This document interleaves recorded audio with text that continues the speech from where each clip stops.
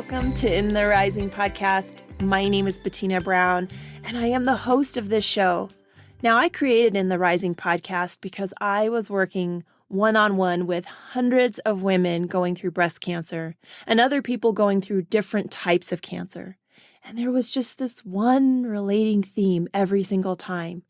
When I overcome, I will do this differently. And for some people, that chance really came to life. And for other clients of mine, they did not get that chance to create a different life. And so I thought about, what about if we can rise up right then and there and not have to have such a big diagnosis? So on top of creating fitafterbreastcancer.com, I created In the Rising podcast to talk about how we can rise up.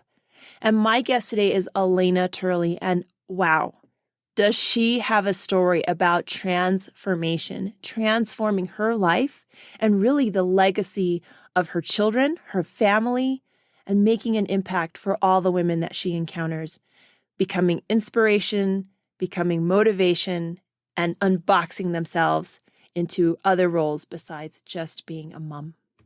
Thank you so much, Alena, for being part of In the Rising podcast. I am super excited to talk to you today. Thanks, Bettina. It's so lovely to be here. And I'm going to say on record, I adore your glasses. I just love it.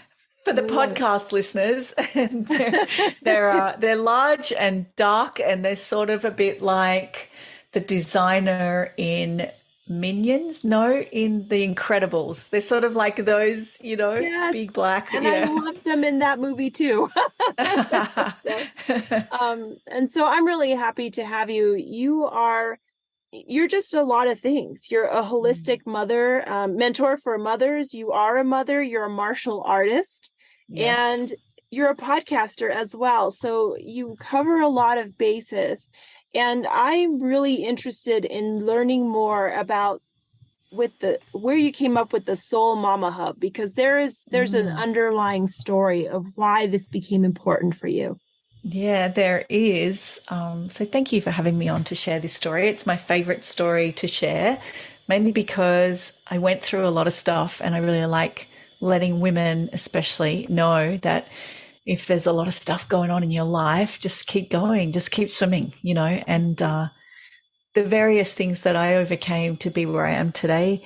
I guess, first off, a little bit of early life adversity and some separation and divorce and some adverse life experiences in my very early years. And then that led into other things that came up for me. And I guess I probably was a bit of a self-medicating mental health type person, where I ended up in active addiction for probably more than 10 years. And it culminated in me finding myself having experienced a fair amount of domestic abuse, and actually had an experience of being attacked at my home by an ex-partner, which led to a year of PTSD. So I've experienced PTSD and also borderline eating disorders as a result of that. And then when I was pregnant with my first child, I was in a really difficult situation where there was kind of a nexus of all of these things coming together, and I wasn't able to be self-medicating the way I always had. And so I found myself again experiencing a lot of stress in a less than ideal relationship, a lot of love, but also a lot of our trauma was playing out in that relationship. And becoming a parent can often trigger your own issues with your childhood. So that was happening. It was this kind of confluence of things all at once. And I found myself really low in weight, and my child was born very low birth weight, like a premature baby, but he was actually born full term. So I found myself in this position where we separated when he was about 4 months old. So I was a single mother, actively in addiction, pretty alienated most of my friends and family. And that culminated by the time he was about 2 in a week of homelessness and deep soul searching at that point, where I was, with a child, with no partner, no real work to speak of. I'd been thrown out of the last place I'd been couch surfing.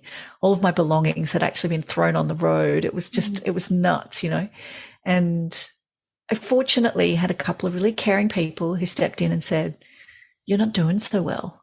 Something has to change." And So I kind of embarked on this mission. I went to a 12-step program for a few years and I helped to heal some of my addiction issues. And then I kind of began to look differently at my life. I started to consider what was it that I needed to do in order to grow into the kind of person I wanted to be, and I went through this big process, 5 years of deep personal development and being on my own and rebuilding my work life. I started studying construction. I had been in film and in administration, I suppose. And so I started studying construction and I began working part-time as an admin assistant and personal assistant for a stuntman. I did a bunch of different things, and I started to really look at how I was parenting and what was coming up for me and reflecting on how I wanted to create a life that was more aware of our custodians, of being a custodian for the environment. How do we become a custodian for the natural world in the modern day with the pressures of all the modern day, during early motherhood, on my own. So I started a blog, and that was kind of how the Soul Mama Hub began, was about in 2009, so 14 years ago now. It was a really early days for the blogging world. And, it's evolved a lot since then. And it's still there, the Soul Mama Hub blog, and I love it still. I don't post on it quite as often because I have a podcast. But essentially what I did was I discovered there were certain key steps that I needed to take to get from I'm homeless, addicted, and alone and completely burnt out by life, and trauma, to now married with 2 kids and a dog and, a flourishing career and a business and a podcast and various other things. Martial arts, just got my black belt last year, and Hapkido. So I instruct women in martial arts as well. And I feel, first of all, deeply grateful for the fact that I can sit here today and say that to you, because I don't think it was always going to be that way.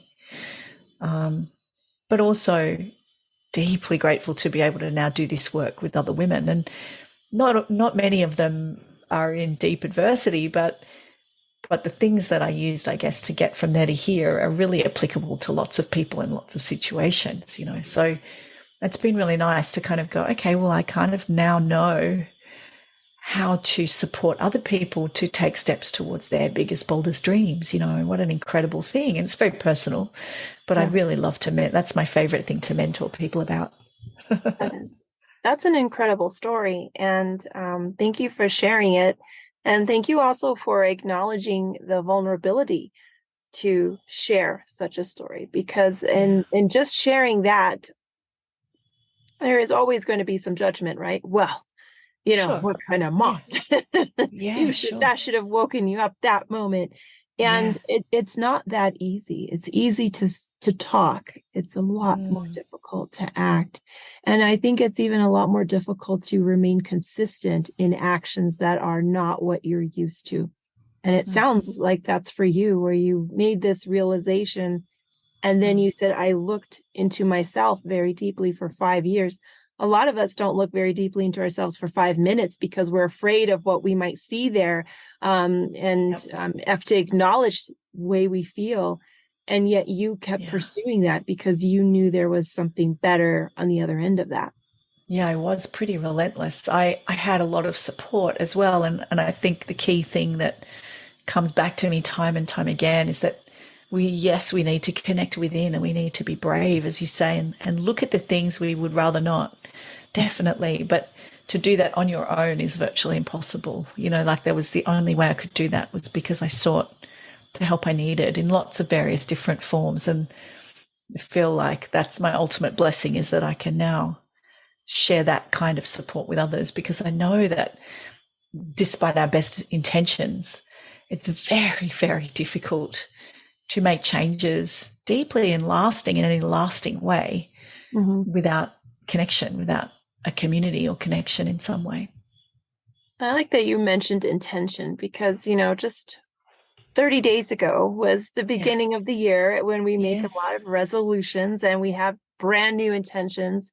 And I think the studies are that by the 13th or 14th of January, all of that is blown out of the water. Yeah, so It's true. it remains a nice thought. The intention is nice, but it's the action to continue to follow up and Mm. seek the help to go, including listening to podcasts, reading books, having Yeah, conversation, having therapy.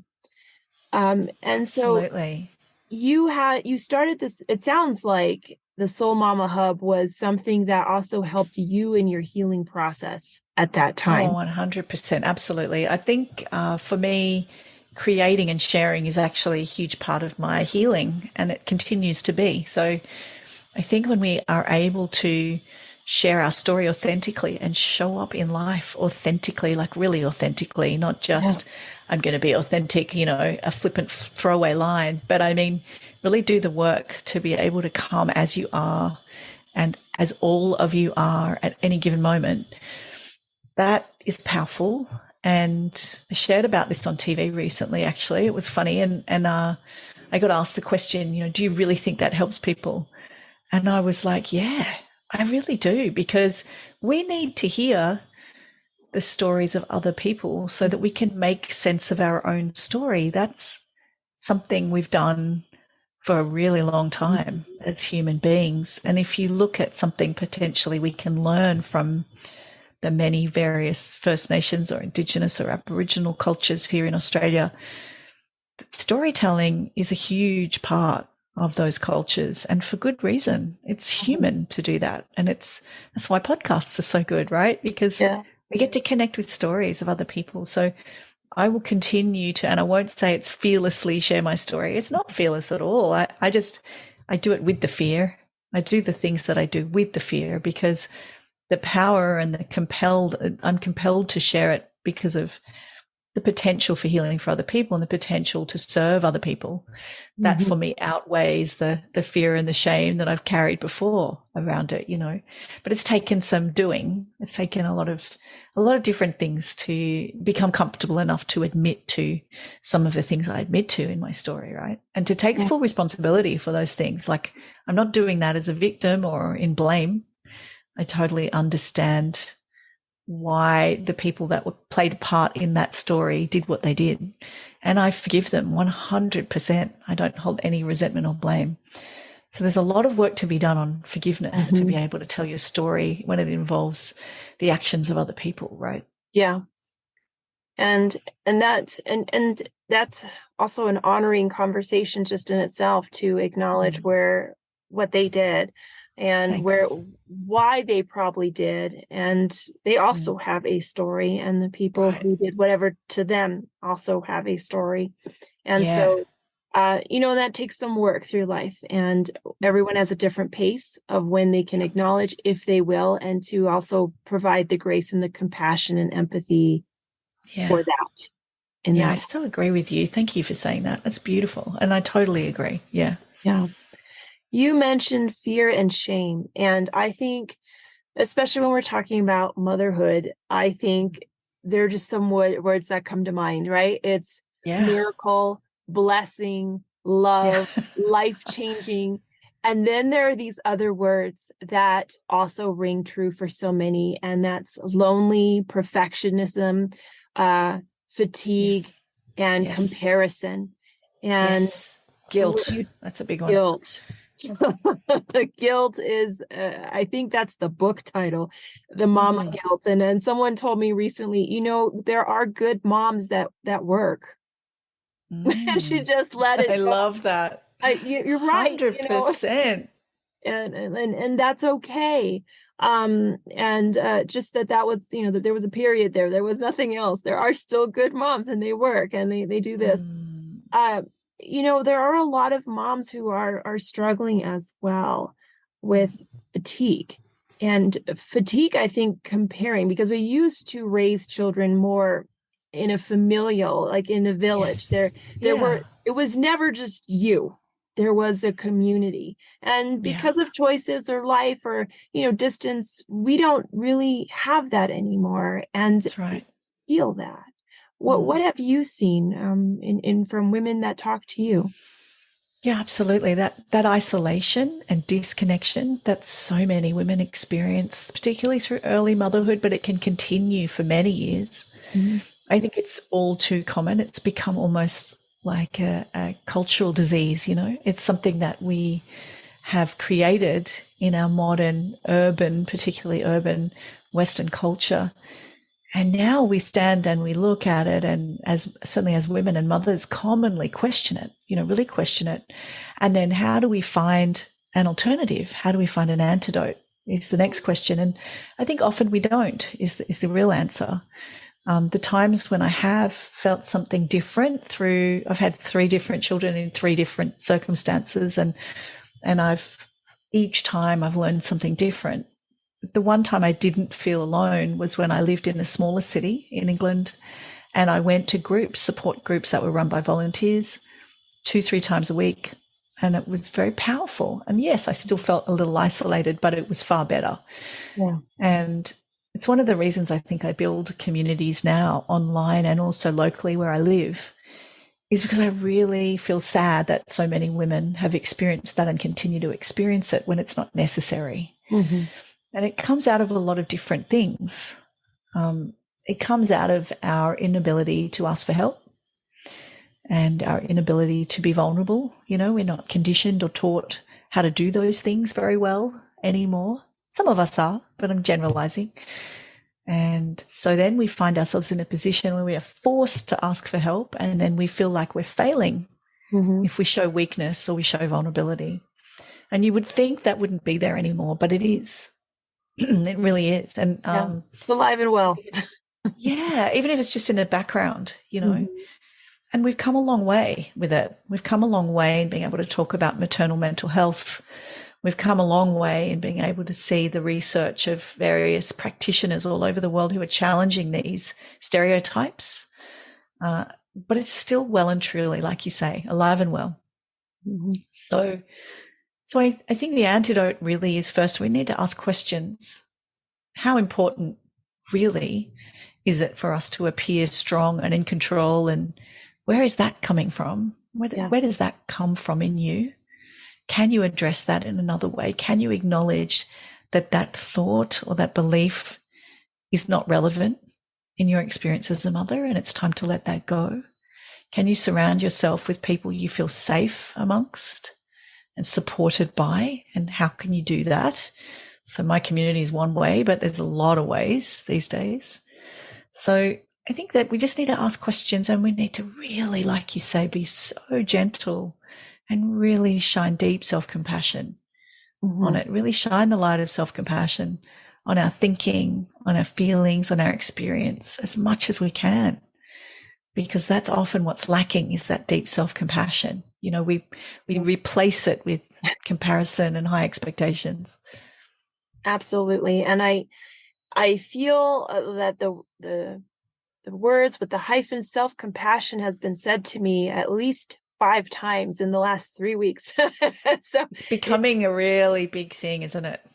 yes. And you know, people have also talked to me about how they're learning some self-compassion. It sounds crazy Right. because we're having compassion for other people and build, and we're Right. also taught that you have to be there for others. It's helpful, but you Yeah. also have to allow others to be there for you. Yes. And that's a huge one. Yes. That's where you build with the community. This is a really interesting topic. It comes up a lot with the women that I work with, that because we're in a culture of individualism, okay, so we've become a little bit transactional. We don't mean to, but we have become a little bit transactional. So when we receive help, we fear that either it reflects badly on us or that we might then owe that person something. But I ask you to think about this. When somebody says to you, I really need some help, can you help me? And you are able to help them, and you say, yeah, sure, of course. What do you need? You know, the feeling that you get when that person trusts you enough to ask for your help and allows you into that vulnerable space, how do you feel? You feel naturally good. You feel needed. You feel connected. You feel part of something. These are feelings we need that are quite rare in our society. And if you reflect on what a blessing it is to you when someone allows you to help them, I ask you to think about that the next time you ask for help. Now, if they say no, no problem. Don't be embarrassed. It just means they're not able to do it. Ask someone else. It's no big deal. But if they say yes, you're bestowing a blessing upon them. And I don't mean that in a religious way. I mean, you are inviting someone into your space to support Absolutely. you, and they will feel good about that if they truly care. And I'm sure you would only ask someone that truly cares. So that's something they feel good about. That's why people volunteer. It's because it feels good. Yeah. I heard something one time that sometimes the most selfish thing that you can do is to be helping somebody else because it feels Yeah. so good. And Yes. it's something that it lifts you up and it rises you up, but also acknowledging that someone else would like to feel that way too. So let them Yeah, help that's you right. And then there's the other time. part of it that's really complex and tricky sometimes for women is that we are very deeply conditioned, especially as mothers, to give, to give and to give and to Mhm. give. And so our receiving muscle, the bit of us that allows someone to help us, that has our hands open, receiving, is not very conditioned. Mhm. So sometimes we're just not used to receiving. So we're so conditioned to say, if someone says, do you need a hand? No, no, I'm fine. No, you're struggling with the shopping and the baby or whatever. An old person, even struggling with things, will very rarely accept help. So we need to practice a little bit that receiving muscle. We need to get it back into shape, Yeah. and just say yes and gracefully receive what is offered to you. And I think saying yes to help is a big mom lesson for sure. Absolutely. Oh gosh, is it? So Yeah. you've done a lot. Your community, you have a supportive community of mothers who are talking about flirting with burnout. Sometimes I don't think it's flirting, I think it's a marriage. It's Yeah. straight up connected. Right. And to feel more inspired and empowered and energy. So share more about your community and how did you even begin this really? Well, about 2 years ago, I had a yearning to offer support, but I just didn't really know how to do it. I've got this kind of mixed bag of qualifications and really deep experience of transformation in my own life. And I wasn't quite sure what container I could put it in. I didn't want to be a therapist. I'm not trained as a therapist. I'm trained as an educator, and I'm really good at bringing people together and holding space. So I started this community just after my grandmother died, and she very cryptically said to me, "You have a gift, Alena. It's in your heart." And I didn't know what it meant. And so I undertook this little kind of journey, I guess, a little quest to find out what does that mean and what can I do with it. And I ended up with the idea of starting a community for women that was reasonably affordable and really accessible 24/7. Mhm. So what we do is I invite various experts and practitioners in to present, and I sometimes present as well on the things that I'm expert in. And we kind of put tools in the toolbox, and we do that in the context of a really safe and supportive community. So it's a group on socials, and then it's also a portal in which you can go and skill up and learn these beautiful skills and go to workshops and have experiences each month that nourish you and support you and give you a sense that you are just having a moment to yourself. And not isolated. Yeah, and connected to a community of Mhm. like-minded women who are also seeking the same kind of goals. It's a bit of inspiration, a bit of empowerment, a bit of energy. How do we nurture ourselves? It's all very well to say, just do some self-care. But it's a little too simplistic. So this Yeah. supports that process. It's a very umbrella statement for sure. Mm. And you also have an online program, Lion Life Roadmap. And I love the lion, the idea of that. I'd like you to share a little bit about that as well. Oh, thank you for asking, Bettina. So the Lion Life Roadmap is the program that I encourage women to follow. And what we do is we add to it every month with these workshops. So it's essentially a recorded version and also a kind of strategic roadmap from I'm really burned out, I'm really exhausted, I don't know where to start taking care of myself, and I need my energy back, and I need to remember who I am, all the way through these 5 stages till you get to the part of it that's more, okay, I know who I am again now, and I have a bigger purpose beyond motherhood. Alongside motherhood, I'm showing up as the best mum possible, and I'm pursuing these bigger dreams and starting to take steps out into the world, or maybe already out in the world, and getting really clear on my purpose. So those stages kind of take you from that, I really don't know what to do to take care of myself, I'm depleted and burnt out, to I'm living in alignment with my principles and I'm really intentionally on purpose. So there's 5 stages, and it just takes you through each stage. And one of the stages is actually about sustainability and making your home more in line with your values. And sharing, your values and reevaluating your values, because a lot of us are operating on the values of other people, or we're operating on the values that we had when we're 18 or 20, and now we're 30, 40, 50, and we feel disconnected, and it's because that's not what's important to us anymore. And I also love that you shared things outside of being a mom. Because being a mom is a beautiful part of your life, but that if that is all of your life, it's all consuming, and it's also demanding on the children. And there is something to you still wonderful in addition to. Yeah, we need something for ourselves. And I think it's a bit of a myth that we have to choose either ourselves or being a great mom. Like you say, you can work and be a great mom. It's not either or. And I think that's so important. And it's a value that I really talk about quite a lot. It's a big one for us, I think. Yeah, absolutely. So say there's a mom listening and she's like, you know what? I can relate to her story, her personal story, or I feel like, yes, I am exhausted and I need to have my own time to face the things that I really don't want to face, but I know that I will be a better mom. And if I want to be an awesome mom, I need to look in that. How can they learn more about you? Oh, I want to send a lot of love to that woman right now, first of all, and say, you're not broken, lady. Just come and hang out with us. So there's a lot of ways you can get in touch. I hang out a lot on Instagram and on Facebook, so you can find me there at Soul Mama Hub, SOULMAMA Hub. And you can also just come to my website and have a look around, which is alenaturley.com, and you'll see the spelling in the show notes. So, but I really love to hear from women, and there's a wait list for my membership. I don't have it open all the time because I like to love on my members and keep the doors closed and really curate the space carefully and with all my heart. So I open it up about 3 times a year at this stage. So you can always get on the wait list for the membership. But in the meantime, there's plenty of other stuff going on. And if you're really, really, really stuck, I am opening up some one-to-one mentorship sessions at the moment. So that's coming soon as well. So just jump on any of those. And I would love to hear from you if this resonated with you. Absolutely.